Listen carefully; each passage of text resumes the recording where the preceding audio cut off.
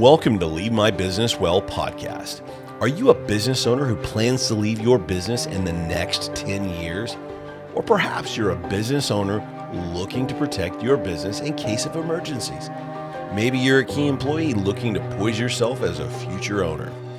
Join Derek Moffatt and the Leave My Business Well team as we tackle the exit strategy challenges facing more than 33 million small businesses in America. Business builder, you've built something great. Let us help you leave it well. Everyone leaves their business. You either leave it by disaster, you leave it by death, or you leave it by design. Welcome to the Leave My Business Well podcast, the financial planning podcast for business builders who want to leave their business by design and flourish throughout retirement and life. My name is Derek Moffatt. I'm a certified financial planner and a certified exit planner and a business owner. And I'm here with my partner and co-owner, Jennifer, my wife of 28 years. Hey, business builders. We're so glad you're here today. You guys are job creators, you're risk takers, and the backbone of our community. And we're so happy to have you join us today. So, Derek, what have you got for us today? Well, today we're going to talk about the KEG. The KEG? The KEG, yes. Selling your business to key employee groups. Yeah, not a party. Selling your business to key employee groups. That's what we're going to talk about today. Let me tell you a story. There was this guy named John, and he owned a plumbing business. And his plan was to give his business or sell it to his key employee. This guy had worked for him for a long, long time. And so he made a deal. He sold it on an installment note sale, which means this employee is going to pay him out over time. Well, the employee just didn't have the acumen to really run the business. And so the business began to fail. And the employee stopped making payments. And eventually, he stopped making all payments to other creditors and everything. And John had to come back in, take over the business. So he was no longer retired and no longer selling his business. He was the owner again, trying to salvage what was left of his 40 years career as a plumber and a business owner. Wow, that's terrible. It is terrible. And so what we're going to talk about today is selling your business to key employees in a way that gets you out successfully and is successful for your employees as well. In addition to that, at the end of this podcast, stay tuned and Derek will share a personal financial planning tip. That's right. All right, let's talk about the KEG, key employee groups. You know, any owner who considers a transfer to key employees hopes to achieve several objectives. There's lots of reasons why you would want to give your business or sell your business to key employees. Number one, they may want to put their company in the hands of a known entity. Often these key employees have worked decades with this owner. They've helped build the business. The owner feels a sense of obligation to them and responsibility and really cares about them and cares about their family and cares about their business and their customers. And so the idea of selling that to these people that have helped them make this business successful is really, really appealing. Probably takes away some of that fear of the unknown. How would a stranger handle my customers? Will a stranger know that Mr. Jones really likes to be greeted with that takes away all that unknown when you've got a key employee there. Yeah, that's absolutely right. And so it's really an appealing way. They also may want to protect the culture of the company. This is similar as what we talked about in last episode about all in the family, keeping the business in the family. This is a way for that employer or that owner to keep that company culture, maybe their vision, their mission. Maybe they have a really strong belief in serving the community. And so they feel like if we hand this over to these key employees, then that employee is going to continue to keep the culture alive that they've worked so hard to create over the years. Often it's keeping the company in the community. I think really great businesses are great community citizens. And so often they serve a particular community. And if you sell to a third party, maybe they close down, maybe they take jobs out of that community and roll it up to a larger corporate setting or something. And so the owner may feel like he has an obligation to the community that's helped him become successful to keep those jobs, to keep those employees, those people in that community and working. Well, I know we're in the state of Texas, and Texas is known for having our pride in our state. That's right. And just recently in our community, 2 really popular restaurants were sold to an out-of-state ownership group. And there's been such an uproar in the community about would the values that we have that we have at that restaurant, the things we enjoy at that restaurant, are they going to really change if this other big bad state takes ownership? That's right. And yes, we are in the great state of Texas, and so that's a big deal. But often owners feel that same sort of obligation to their community. They want to make sure they protect that. Sometimes owners aren't ready to completely exit the business, and so transferring or selling to key employees is a way for them to stay involved in the business over time as well. And that's a goal for several of our clients. We know people who have grown up in the workshop, so to speak, and then they became the owner. And when they transfer to other employees, they're not exactly sure what to do with themselves, Right. And so being able to still come in a few days a week, being able to still kind of look over things now and then is sometimes helpful. It is.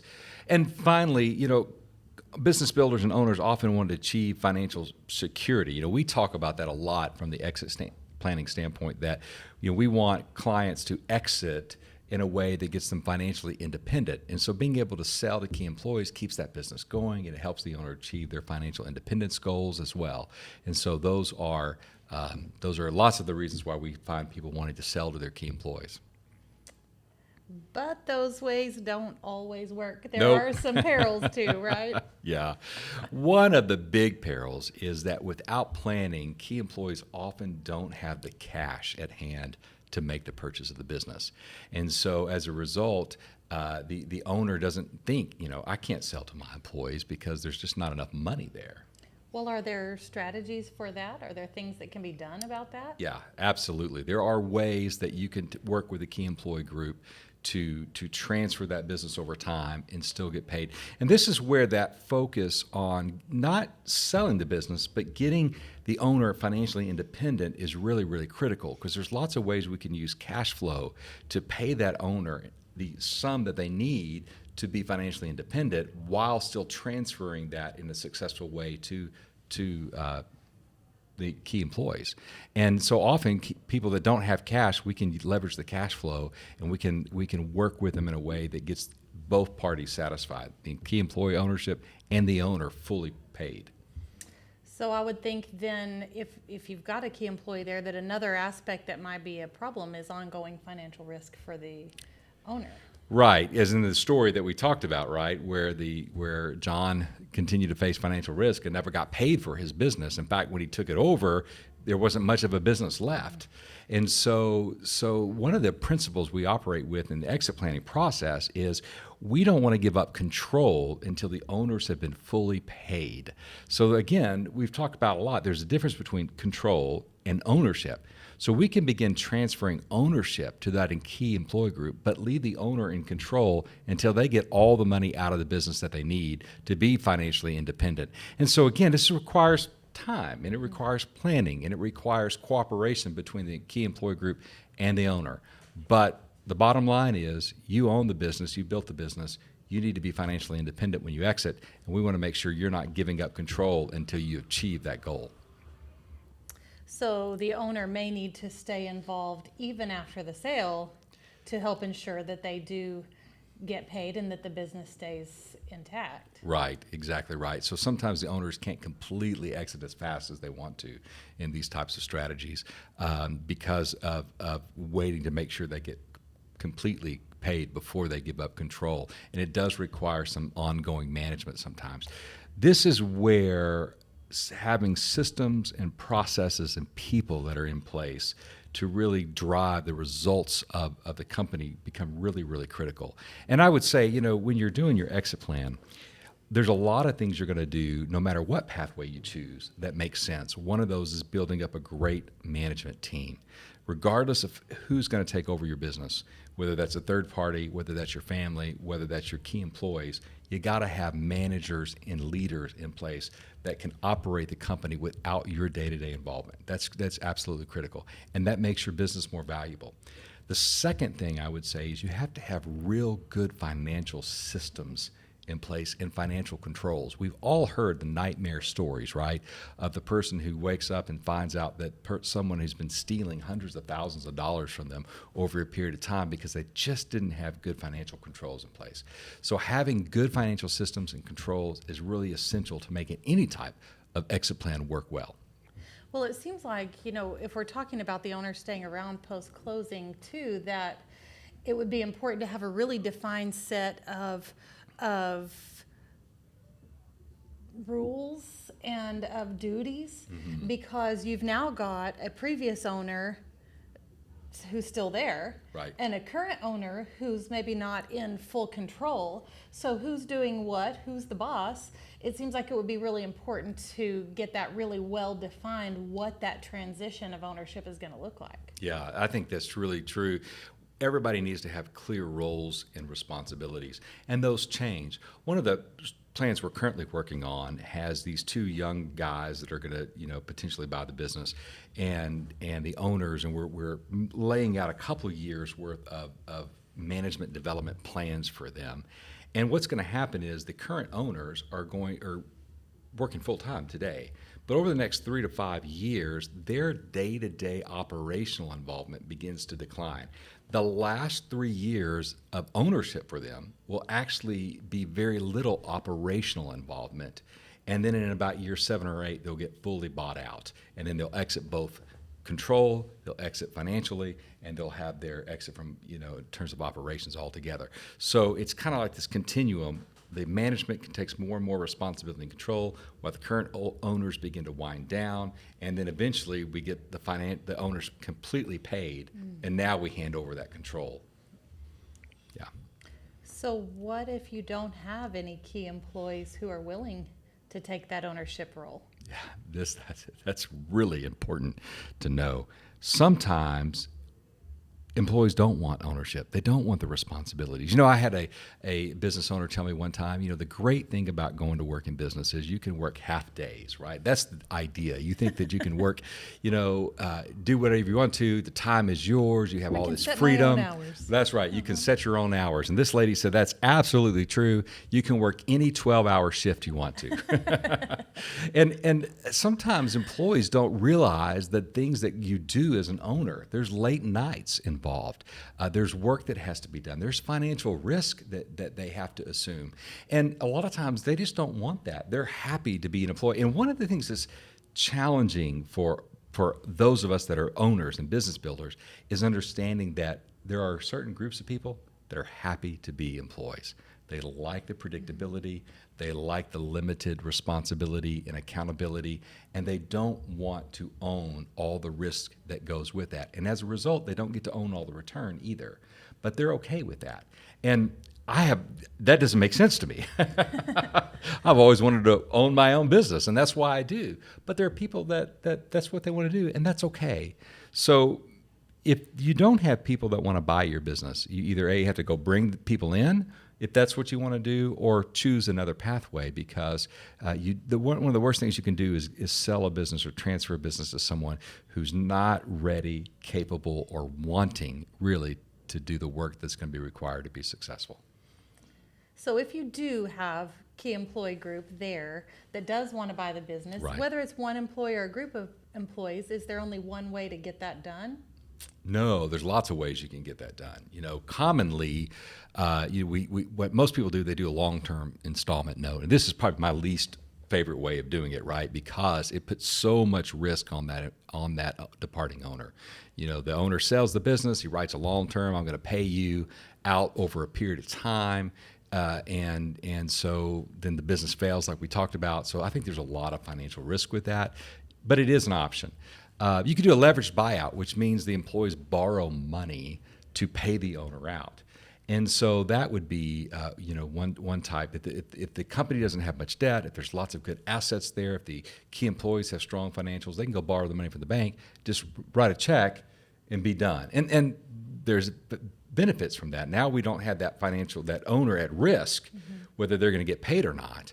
The disadvantage for the key employees is they're carrying all the financial risk now, right? Because they have a bank to pay, and banks are sometimes maybe not as forgiving as previous owners are. So they have to be able to make that payment. Cash flows have to be really, really strong, which goes back to financial systems and processes in place to have growing, steady, predictable cash flows to make that type of plan work.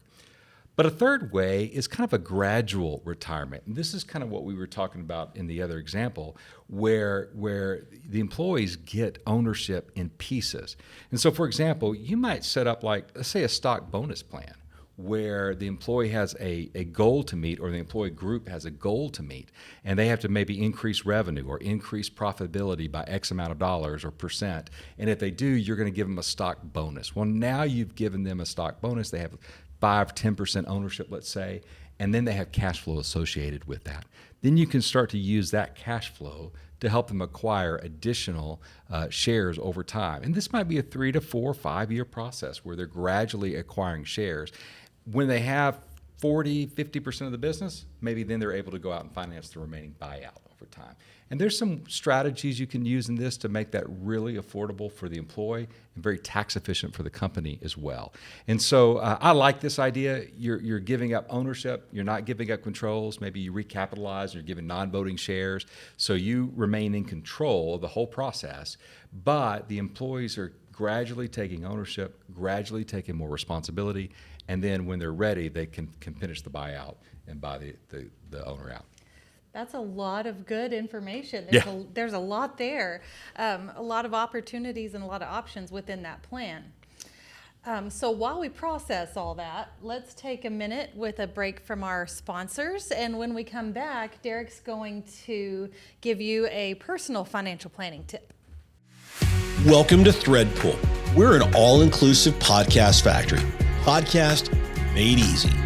We operate with a done-for-you approach. If you have a great podcast concept, we can help make it a reality. In less than 8 weeks, we can have your amazing podcast fully produced, making you ready to share your podcast worldwide on all of the major podcast streaming platforms. Book a coaching session to see how we can work with you. We are Threadpool, revealing greatness. Welcome back. Thank you so much for staying with us through the break. I want to say thank you to our sponsor, Threadpool, and Chris Gifford for all of his hard work and generosity in helping us start this podcast, and then also to Coffee Redefined for allowing us to record in their beautiful setting. You know, what people missed during our break was our laughing, but also you getting on to me a little bit about all the financial speak that we did in that last segment. Point being, it's complicated, and you do need some time to really plan well to make sure that you're able to leave your business by design. It's not something you just do overnight. So you promised us a personal financial planning topic. Planning topic. You know, today's topic is do your estate plan. And make sure that your estate plan is in line with your business objectives. You know, the first step often in exit planning is doing business continuity planning, making sure there's a plan for your business to run if something were to happen to you and serve your estate well. But you also need to make sure that you have a will and you've thought through what you want to do and how you want that your assets to be left and how you want them to be transferred. And so I would tell you, spend the money to hire a really good estate planning attorney who can work with you well on that. I was just thinking about the same thing, that whatever your business is, you're an expert at it, and you probably wouldn't want everyone else to try to do it themselves. And an estate planning attorney would tell you the same thing.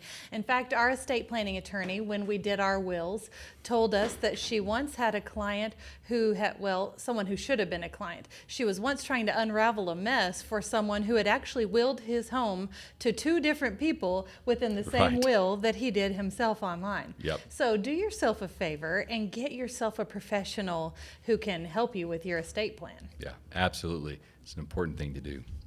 Now, we just want to say thanks, business builders, for joining us today. We couldn't do this without you, and we're glad you're here. And we're glad you were with us today to talk about the KEG, the key employee groups that you might be selling to, and the pitfalls and challenges that can be associated with that. If you liked what you heard today or you got some benefit out of it, we would love to have you subscribe to the podcast and give us a thumbs up, give us a review, tell us what you really think. Just do it nicely. And recommend this podcast to your friends, to your family, to people who you think might learn something or who might need our help.